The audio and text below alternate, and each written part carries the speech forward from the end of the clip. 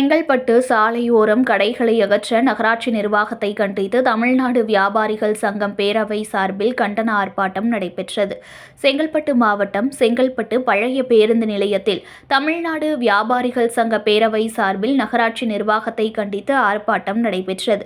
இந்த ஆர்ப்பாட்டத்தில் செங்கல்பட்டு நகரத்தில் சாலையோரம் கடைகளை அகற்ற வேண்டும் என்றும், இதனால் வியாபாரிகள் கடைகள் பாதிக்கப்படுகின்றனர் என்று கூறி செங்கல்பட்டு பழைய பேருந்து நிலையத்தில் தமிழ்நாடு வியாபாரிகள் சங்கம் பேரவை மாநில தலைவர் அருண்குமார் தலைமையில் ஆர்ப்பாட்டம் நடைபெற்றது. இந்த ஆர்ப்பாட்டத்தில் செங்கல்பட்டு நகராட்சி நிர்வாகத்தை கண்டிக்கும் விதமாக கோஷங்கள் எழுப்பப்பட்டன. மேலும் சங்கத்தின் மாநில தலைவர் அருண்குமார் பேசியதாவது, சட்டத்திற்கு புறம்பாக நகராட்சி நிர்வாக அனுமதியுடன் சாலையோரம் சட்டவிரோதமாக கடைகள் நடத்தி வருவதாகவும், அதனை தடுத்த நகராட்சி நிர்வாகம் நடவடிக்கை எடுக்க வேண்டும் என்று அவர் கூறினார்.